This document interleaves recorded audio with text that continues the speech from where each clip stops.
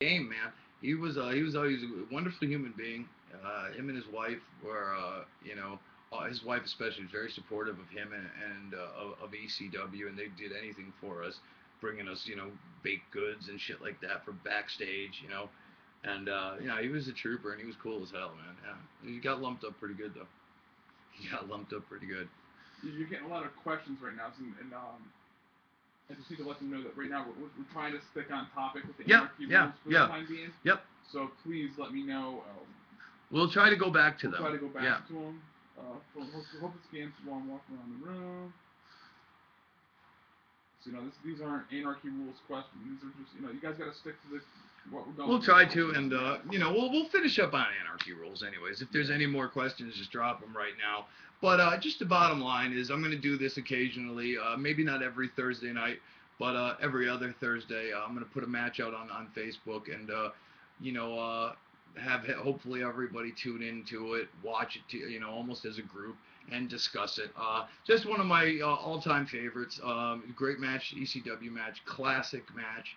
One of the hottest crowds ever. It was our first time in Chicago. And it was just very memorable for me, very memorable outing for the company.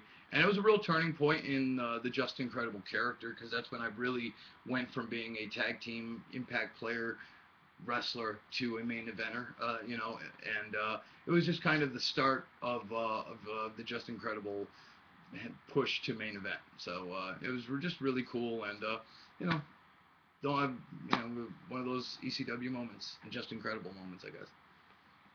I mean, I wish I would have known we were gonna do this particular topic tonight. I would have rewatched Oh, the entire show just so I would have yeah, had my yeah. what were the besides obviously Lance Storm and It was Lance Storm and Jerry Lynn. They were the opening match. Taz, remember? I don't remember what Taz did, and I don't remember anything else on the show. I just remember what Lance did. Yeah, but I'm sure there's a lot of great matches. I'm positive. I'll have to go back on it. Yeah. We'll definitely. I love going back and checking out the pay-per-views because I gotta be honest with you. I'm not a wrestling mark. I'm an ECW mark. Yeah. As you can tell by the chair you're sitting in. Yeah. It's definitely. I can't say enough about it. Taz versus Mike Awesome versus Masato Tanaka. Oh, okay. Is that where Awesome won the belt? I'm not sure, but it was. I think it was the start of the whole debacle. The whole debacle with the belt. We can have Julian with us. He can be our encyclopedia. Yes. What's up, Julian? How are you, sir? He's got like 80 questions here. So. Yeah, right on. Awesome. Yes, he won it. That's where. Okay. That's why he was asking. Okay, so let me get back to this now. Okay. When did you find out that Taz was leaving? I didn't. I don't remember. I don't know. Obviously, this is now that he says this. Yeah. That makes a couple of the questions that he was asking before. Yeah. About the actual pay-per-view rather than. So he was asking before. Gotcha. When did you find out? Taz dropped the belt in 6 minutes, and I still have the pay-per-view on VHS. Yeah, I have. Believe it or not, most of my ECW stuff is on VHS. The actual studio masters, though, that Paul would give to the cable companies. Yeah. I still have those. Oh, really? So yeah, absolutely. They were tough to find. Like, yeah. Like going somewhere and buying. Yeah, they were very hard to find. It was black market pretty much. I had to go to like some West Farms Mall record store to find them. Yeah. Very hard to find. Very hard to find. But I think that's about it as far as anarchy rules questions. Cool. I also one thing I want to get to before I start rambling, which I know I will, is we did a poll on Facebook, and it was basically the winner of the poll was what was the question? What was it? Either a spotlight on indie wrestling. Yeah, there were a couple different choices, and then the spotlight for indie wrestling kind of spotlight on indie. Out on it. Yeah. Okay, so basically, fans chose on a topic to discuss was indie wrestling, and being that I'm just getting really back into the game on a serious level. There was a suggestion to talk about one gentleman that I'm not too familiar with, so I'm not going to go there. I don't want to sit here and blow smoke up people's asses when I don't know stuff. So I'm going to stick to something that I've been doing, and that's Fight the World Wrestling, FTW. That's the group I'm working for now. They run shows once a month in Long Island, New York, and I'll tell you, man, it is something that is really worth watching. I was very surprised at the guys running it. Sean Stern and Brian, who wrestled as Earl Cooter. I don't know if you guys in the Northeast are familiar with Earl Cooter, but a great group of guys. They run a great promotion. They have a nice setup. They wrestle out of we do it out of an indoor soccer arena.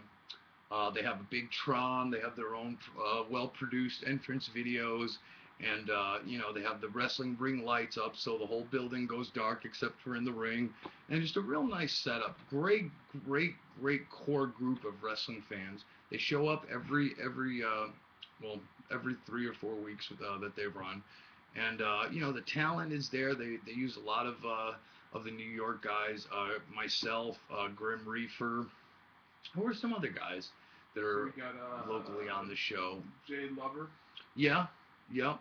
They Mick Foley, which surprised me. Mick Foley it works very, very tight with this promotion. He actually two shows ago showed up unannounced, not booked on the card, and didn't ask for a payday. Just showed up to cut an interview.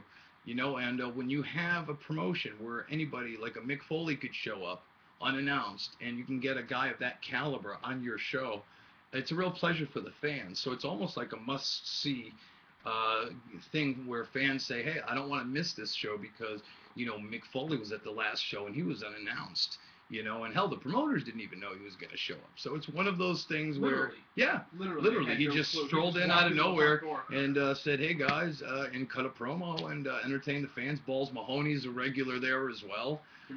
Jimmy Jack Cash is a regular there. The Master Wes Draven. Yeah, Wes Draven, who's a great. He's getting some press out in the Northeast area, and he's a great high flyer, Jeff Hardy-esque, I should say.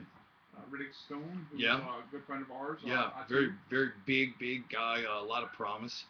But just a great company, and yeah, I mentioned Cooter, who's a part owner. Just a great place to work, and if you guys out there are looking for an alternative indie product, definitely check them out. It's www.ftwprowrestling.com. They have a great website, good stuff. I won't be on their next show in November because I have a booking in Massachusetts, but I work for them on all their shows once a month out of Long Island. And if you guys are looking for some good indie wrestling, check them out, man. I highly recommend it, and it's a good group, so definitely do that. And well, that's all I have for now, so I guess we'll just hit up some questions, man. All right, I'm gonna go back through a couple of these. Yeah. So other people have kind of asking questions. Speaking of Anarchy Rules, why did Raven come out late for his tag match? I have no idea. It was Dreamer and Raven against Carino and Sandman. I don't know. I'm sorry, Carino and Lino. I don't remember. I don't remember at all. Do your videotapes still work? Yes, they do. All of them. Dude, I have backyard videotapes. I have Matt Hardy's backyard videotape that he gave me when he was 18 years old, and I was just getting in there as PJ Walker, and Matt handed me a backyard tape of his stuff, him and Jeff. And Jeff had to be 16, 15, 16. Matt was 18, 19, and he handed this in to me to try to get in, and I still have it to this day. It says Matt Hardy Impact. And, it's all backyard stuff and Omega stuff for when his promotion. It was awesome, though. I have so many cool tapes. I have my own backyard tapes that someday will see the light of day, guys. I have all my Calgary training tapes, my training seminars from Calgary. I have me and Lance Storm from Calgary in 93. Or 92, I should say. Me and Jericho from 92. So I got some really good stuff that we have to, put on DVD and upload to the channels because it really gets some... they've had some big-time views. So, definitely in the works. So. When you worked for WWE/F, yeah. Did you like the gimmicks they had for you, or were you just happy being there? I was just happy to be in there. I mean, I was literally a kid, and when you're that young, you're just happy to have a job. I mean, and wrestling was a lot, you had a lot more, federations out there. So I was just happy to be in the biggest federation, It was always a dream. And I just got my dream very early. So, no, I didn't care. They could have called me anything they wanted and put anything on me. I would have been glad to do it, I'm reading this, and I'm not following what he's saying, but I'll yeah, hit me up. There was an IC switch, I recall, with you and Jarrett. Oh, yeah, for the IC title? You had the IC title?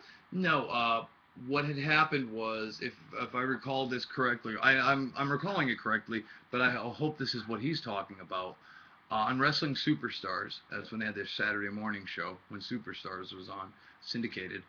I beat him in a non-title match. That's what it was. And what the non-title match did was then in the following week, although actually the following week we'd cut promos on each other, and then on the third week it was a title match. And what had happened was I lost the title match due to outside interference, and then Razor Ramon came in to, Road Dogg Brian James did the outside interference, cost me the match, and then Razor came in and cleaned house. But I had lost the title match. I won the non-title match, pinned Jeff Jarrett clean, and then lost the title match. So you're PJ Walker at that point in time? Aldo. You're Aldo. Aldo Montoya, yeah. Yeah, I got some wins under my belt as Aldo. Do you have any good New Jack stories? I got a lot, but nothing I'm gonna not even for this show. Put it that way. Yeah, I don't want to take it. Yeah, I'm not gonna go there, guys. Sorry. I'll just tell you that New Jack's a crazy motherfucker. He's a crazy son of a bitch. Yeah. I love the guy to death, man. Yeah. I spent a lot of time with him at Oh, Hardcore Homecoming. yeah, he's a great guy, but yeah. First of all, the person that you get when you talk to New Jack isn't the person you see when you're on TV. No, he's a great guy. He's awesome. He's a smart guy too. It's not people it's not what you think. He plays a good gimmick. He's a good gimmick. Oh, he lives a little true to that as well at that time. Yeah, sometimes. Yeah, sometimes. Any idea why RVD held the TV title for 2 years? Was there any kind of inside story? No, it was just Paul believed, and I believed, Rob was the hottest thing ECW had. He was special. His athleticism, his drawing power, his appeal to the fans was universal. And I think it strengthened the TV title, gave it credibility, because to this day, people don't hold the belts very long. And I think it's great to solidify something like that. I mean, because when he did finally lose the title, it should be a big fucking deal. And it was, Who did he lose to? Was it Rhino? I believe it was Rhino, yeah. Or did he drop it because he was out for so long? I'd like to think it was Rhino. I don't remember the whole I like to think it was Rhino. Which But, is really I think it's memorable, though, when you hold the belt for that long. Yeah, Julian will let us know. So. Were there any plans to keep that IC strap on you? Oh, absolutely not. No, it was just a television angle, quite frankly. Just a television angle. But it worked. I mean, it's good, compelling television, because really nobody believed Aldo Montoya could beat Jeff Jarrett. So. Great. Thank you, Julian. John Morrison is rumored to leave WWE. Do you think it's true? I don't think it's true. I know there's been a lot of buzz, and I think the buzz that's coming right now is quite frankly from, just from internet fans thinking that's what he's going to do because he's getting jobbed out on TV. Doing jobs means nothing in the big picture. That's just the way they work. He's an established superstar. And I think unless he's done something, he has said some stuff recently, though, via Twitter that concerned me about unionizing wrestling and stuff like that. So that concerns me, because anytime anybody starts talking like that, and everything he's saying is pretty damn true.